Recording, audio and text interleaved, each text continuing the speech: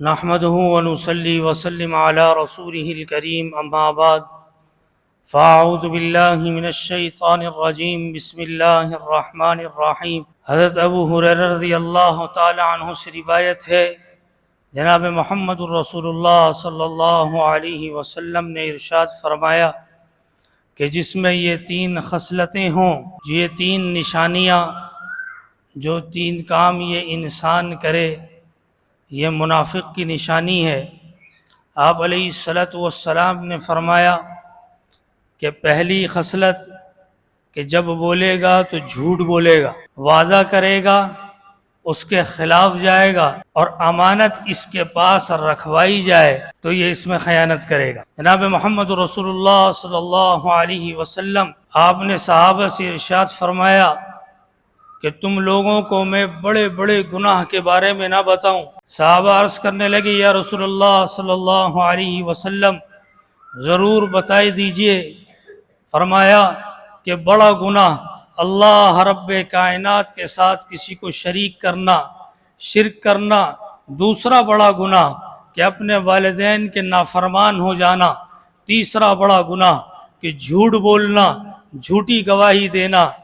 آج مسلمانوں میں یہ بات، یہ گندی بیماری کتنی عام ہے کہ بات بات پر، بات سے پہلے جھوٹ بولتا ہے، بات کے بعد جھوٹ بولتا ہے، مذاق کرتا ہے تو جھوٹ بولتا ہے، سنجیدہ ہوتا ہے تو جھوٹ بولتا ہے، ہر وقت اس کی زبان پر جھوٹ ہے۔ اور آپ علیہ الصلوۃ والسلام نے فرمایا کہ منافق کی نشانی یہ ہے کہ یہ جھوٹ بولتا ہے اور اس کا ٹھکانہ جہنم کا سب سے نچلا درجہ ہے۔ منافق کا ٹھکانہ وہ ہے، اور یہ وبا کتنی عام ہے کہ مسلمان اس گناہ کو کتنا ہلکا سمجھتا ہے کہ اپنے آپ سے مکھی کو اڑا دینے کے برابر، کہ بات بات پر جھوٹ بول دیا۔ کسی نے اس جھوٹ کا نام بہانہ رکھ دیا، کسی نے جھوٹ کا نام گھمانا رکھ دیا، کسی نے جھوٹ کا نام ٹہلانا رکھ دیا، اور بلکہ آج تو نوجوان جھوٹ کو مذاقاً ٹوپی کہتے ہیں کہ ٹوپی کرا دی، ٹوپی پہنا دی، اور اس کو اتنا ہلکا سمجھتے ہیں۔ آپ علیہ الصلوۃ والسلام کا فرمان کہ مسلمان جھوٹ نہیں بولتا، اور اگر جھوٹ بولتا ہے اور پھر نماز بھی پڑھتا ہے، جھوٹ بولتا ہے، روزہ بھی رکھتا ہے، جھوٹ بولتا ہے، یہ زکوٰۃ بھی ادا کرتا ہے، جھوٹ بولتا ہے، یہ صدقہ بھی دیتا ہے، جھوٹ بولتا ہے، یہ اللہ کا ذکر بھی کر سکتا ہے، لیکن نشانی وہ ہے کہ جو منافق ہونے کی علامت اور نشانی ہے، جھوٹ مذاقاً اگر کہہ دیا تب بھی گناہ ہے۔ جناب محمد رسول اللہ صلی اللہ علیہ وسلم کا مبارک ارشاد، آپ نے فرمایا کہ دردناک عذاب ہوگا اس شخص کو جو جھوٹ بولے اور لوگ اس پر ہنسیں، اور وہ جھوٹ بولتا ہو لوگوں کو ہنسانے کے لیے۔ دردناک عذاب اس کے انتظار میں ہے۔ ابو سفیان جو مسلمان نہیں ہے، جو مسلمان ابھی اسلام کو قبول نہیں کیا، انہوں نے ابو سفیان رضی اللہ تعالی عنہ نے اور روم کے بادشاہ نے بلایا۔ جناب محمد رسول اللہ صلی اللہ علیہ وسلم نے خط لکھا، اس نے اس خط کو پڑھا، کہنے لگا جو واقف ہو محمد رسول اللہ صلی اللہ علیہ وسلم سے اس کو میرے پاس لے آؤ۔ ابو سفیان اتفاقاً تجارت کا قافلہ لے کر وہاں گئے ہوئے تھے، لوگ اس کے پاس لے کر چلے گئے۔ انہوں نے پوچھا بتاؤ محمد رسول اللہ صلی اللہ علیہ وسلم کا خاندان کیسا ہے؟ تو کہنے لگے اعلیٰ درجے کا ہے۔ آپ بتاؤ کہ محمد رسول اللہ صلی اللہ علیہ وسلم پر ایمان لانے والے لوگ کون ہیں؟ بہت بڑے عمراء ہیں یا بڑے لوگ ہیں؟ یہ کم درجے کے، کم سین اور غربت والے لوگ ہیں؟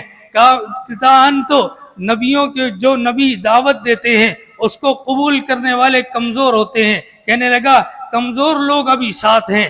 تو پھر پوچھا اب یہ بتاؤ کہ تمہاری ان سے جنگ ہوئی، تم جیتے یا وہ جیتے؟ کہا کبھی ہم غالب رہے، کبھی وہ غالب رہے۔ ابو سفیان رضی اللہ تعالی عنہ آپ جب اسلام لے آئے تو کہتے تھے کہ جب بادشاہ نے مجھ سے سوال کیے، میں چاہتا تو تھا کہ میں ایسی بات بتاؤں کہ آپ کا خلاف تاثر ہو جائے، اس سے آپ کے خلاف کوئی ایسی بات کر جاؤں کہ جو بری ہو، لیکن میں کہہ نہیں سکا، کیونکہ میں جھوٹ بولنا نہیں چاہتا تھا، زمانہ جاہلیت کا ہے، اسلام قبول نہیں کیا، لیکن پھر بھی جھوٹ بولنے کو گناہ سمجھتے ہیں۔ آج مسلمان اللہ کے رسول علیہ الصلوۃ والسلام کی نبوت کا اقرار بھی کر رہا ہے، جھوٹ بھی بول رہا ہے۔ آپ علیہ الصلوۃ والسلام نے فرمایا کہ مسلمان جھوٹ نہیں بولتا۔ ایک عورت کو دیکھا جو معصوم بچے کو بلا رہی ہیں اپنے پاس، چاہتی ہیں میرے پاس آ جائے، بچہ آ نہیں رہا تو کہا میرے پاس آؤ، تمہیں چیز دوں گی۔ آپ علیہ الصلوۃ والسلام نے فرمایا تمہارا ارادہ ہے اسے کچھ دینے کا؟ کہنے لگی یا رسول اللہ صلی اللہ علیہ وسلم میرا ارادہ تھا یہ میرے پاس آتا تو میں ایک کھجور اس کو دیتی۔ آپ علیہ الصلوۃ والسلام نے فرمایا اگر تیرا ارادہ نہیں ہوتا اور یہ بچہ پاس آ جاتا اور تو کچھ نہ دیتی تو تیرے نامہ اعمال کے اندر جھوٹ کو لکھ دیا جاتا، جھوٹ کو لکھ دیا جاتا۔ آپ علیہ الصلوۃ والسلام نے منع فرمایا، بچہ معصوم ہے جس میں سمجھ نہیں۔ نبی علیہ الصلوۃ والسلام نے فرمایا اس سے بھی جھوٹ نہ بولو، اس سے بھی وہ عہد نہ کرو کہ جس کے تم خلاف چلے جاؤ۔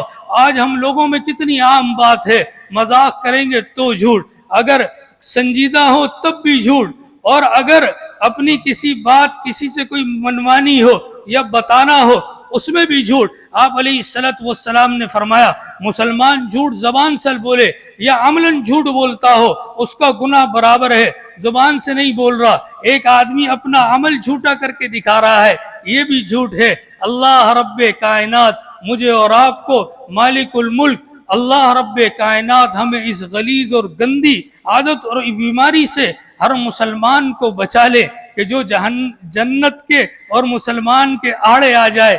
اللہ ہم سب کو معاف فرما کر جنت عنایت فرمائے۔ وآخر دعوانا الحمدللہ رب العالمین۔